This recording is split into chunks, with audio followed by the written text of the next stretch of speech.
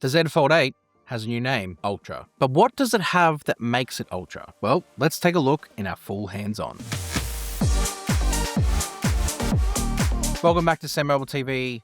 You're here with Daniel. Our shorts creator Max is over in London right now, and he got hands-on with everything that Samsung has announced and unpacked this morning or today, whatever the time it is in your time zone. The Z Fold 8 Ultra.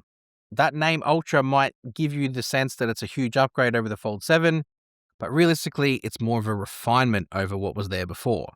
Good refinements though. The big upgrades come via the form of specs, things that you likely won't see on the device itself, but will have an impact in how you utilize it. You've got the upgrade to the chip, the Snapdragon 8 Gen Elite 5 for Galaxy is on board, and it's paired with a 5,000 mAh capacity battery, which charges at 45 watts on a fold for the first time. Well, the trifold was the first one to do that. You get my point though. The great thing about this battery is it's a silicon carbon battery cell for the very first time. Samsung have said they're very cautious in how they've applied the silicon in the battery cells themselves, aiming to try and get it to be longevity-wise as opposed to just this big hit of capacity. They want to make sure it goes the distance, and as the technology evolves, they might increase that. But as of now, it's 5,000, and it's using silicon carbon, which is a great news for everyone because it means it's the starting point for Samsung.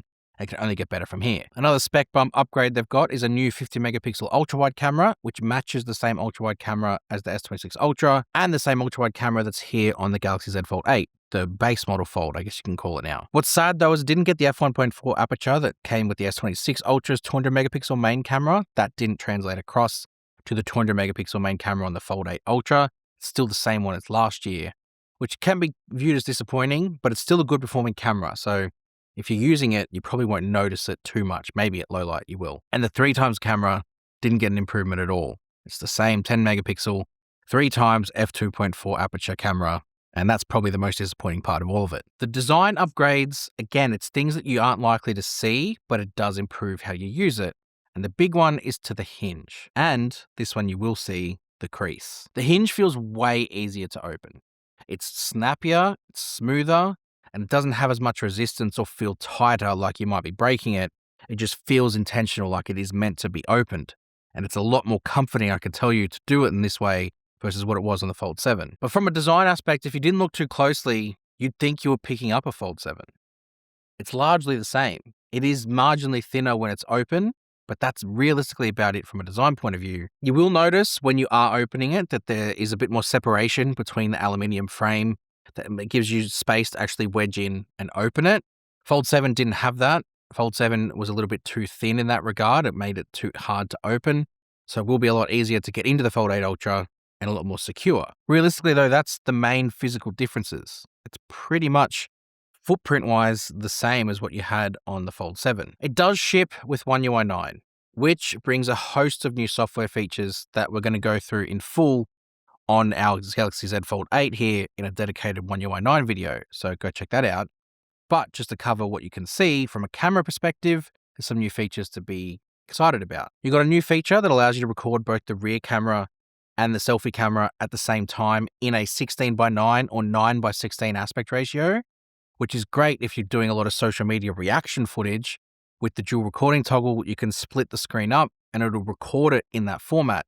And you can rotate it too and get the horizontal aspect, and that's also going to be really nice to use. There's also some new AI camera, I guess you could call it camera, or it's more like editing features called My Fan Cam. There's a bit more detail about that in the One UI 9 video, but effectively the way this works is if you have footage on your phone and there's multiple people in it, My Fan Cam can isolate the different subjects, and then you can choose the one you want, and then the AI will follow that subject around and crop in on it in the aspect ratio that you choose. Really fun, and I can imagine for myself personally, having a son that plays sport, being able to track him on the field from a wider aspect shot.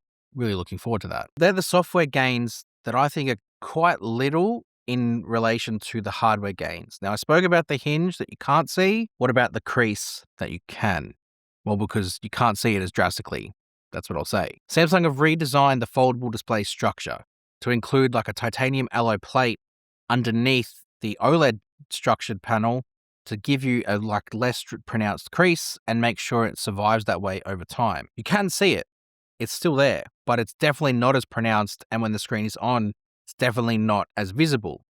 And hopefully it stays that way as time develops. We'll wait and see how that goes with our units that we get. But as of now, for out of the box, brand new, it's definitely not as pronounced as what it has been in the past. That main display too is pushed up to 3000 nits of brightness, which you will see, especially in outdoor scenarios. And they've pushed the resolution above 400 ppi for the first time to 422. So it means you're getting a higher resolution experience as well as a brighter one. So everything should be a lot sharper and clearer because of that. As I said, it does ship with One UI 9. And I think there's a lot of cool One UI 9 features that are here to take advantage of. There's some that aren't quite as brought to the surface, and those ones I've covered in the One UI 9 video, so go check that out.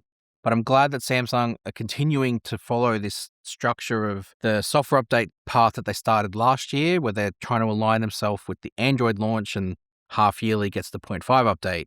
So I'm glad that that's continuing. They haven't thrown that out and started again. But it's a bit perplexing or a bit weird. I was expecting a little bit more from the Z Fold 8 Ultra, especially with a name like Ultra. I was hoping that maybe you'd see a return of the S Pen, but the S Pen is not returning on either the cover display or the inner display. Samsung have thrown that away for now, it seems. I was expecting maybe a better telephoto camera, one that was able to extend beyond the 3 times that has been there for a long period of time. But again, still not there. But I did get something unexpected. Silicon carbon in the battery was something I was not expecting. I just thought Samsung found a way to put a larger 5000 mAh capacity inside the slim form factor, but I should have expected that they would have found a way to use silicon carbon, and they've done that. So that's something. It's the start of something. I imagine they're still not wanting to push that too far because of what's happened in the past, Note 7. I think Samsung is still learning that lesson and still being that cautious approach, and it's probably the right one because they want to make sure consumer safety and consumer longevity is in play there. So the Fold 8 Ultra is here. And I think the Ultra is now kind of the new name for the Fold style they've had for long periods of time. And then the Fold 8, the base, will be this new style. See which one proves to be more popular. We've got a hands-on with this. Go check it out. Go check out all our other hands-on videos. Go check us out on our website, SamMobile.com, to find out all the latest of the launch details. You can use the links in the description to order any of the devices Samsung have dropped today. And we'll see you guys next time. Thanks.